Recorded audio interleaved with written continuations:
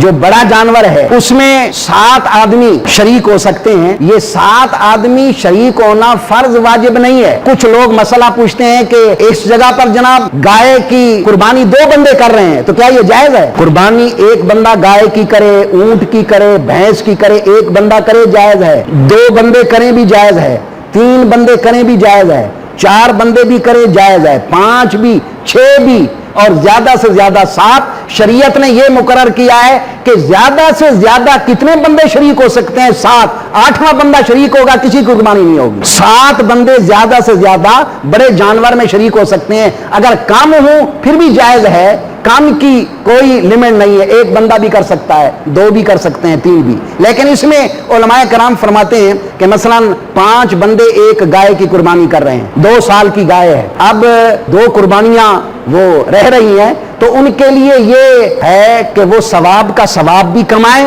اور قربانی بھی بہتر بنائے. کیسے؟ وہ 2 قربانیاں جو رہ رہی ہیں وہ سرکار کے نام کی قربانیاں کر دیں، اپنے نبی کریم صلی اللہ علیہ وسلم کی ذات طیبہ کے نام کی قربانی کر دیں، تو یہ ثواب بھی ہو جائے گا اور ان کی قربانی میں مزید برکت بھی ہو جائے گی.